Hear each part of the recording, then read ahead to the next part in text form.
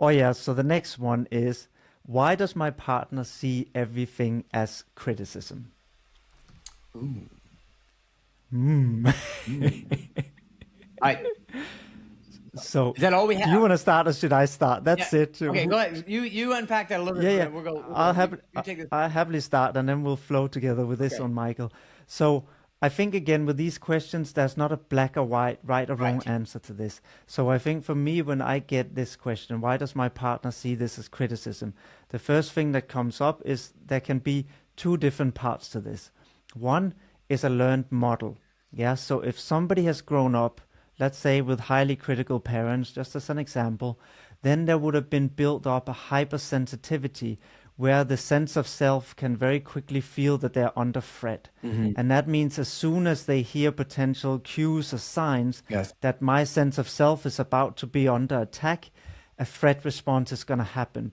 And because there's now this hypervigilance, it can even be small things like, hey, you forgot to take out the bin, might trigger this sense of protectiveness because they had so much pain being criticized and critiqued again and again. So this comes back to the learned models that we talked about in other podcasts, these predictive models that often can mean that people can have a high sensitivity to this. You're probably then dealing with somebody who had a lot of critique in their life, Hmm. yeah, and didn't get that care and nurturement and validation that also is required.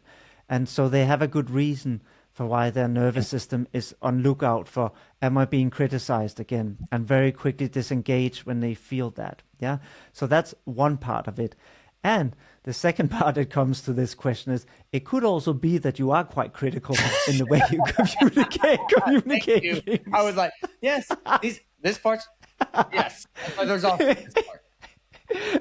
Which was the second part, right? That sometimes we also have learned models where we simply communicate things quite critically. Yes. Maybe again, you have grown up with a critical person and you have now taken on that as a way to communicate your needs. So instead of saying, hey, I would really love a back rub tonight, you might come and say, you never give me back rubs. And can you feel the difference in the way of saying such a simple little thing? One thing says, hey, I would really love a back rub. That doesn't feel like an attack or criticism. No. But when instead I come and say, you never give me back rubs, Right. that is probably more likely to land as a criticism. So some of us has Yeah. also learned to communicate our needs That's right. in quite critical ways, right? So it could also be that the way you communicate your needs are quite critical. Yeah. So that's kind of what came up for me when this No. question was first Well, so posed. many times I hear, I'm not trying to criticize you. I'm just trying to show you that you're doing it the wrong way. I'm like, that's not, no, that's not gonna work. Right? Like I'm like, yeah, that's just being critical. And if that's a normal way, because you're right, it's the essential. Like my family, like growing up, were yellers. So there's a lot of yelling.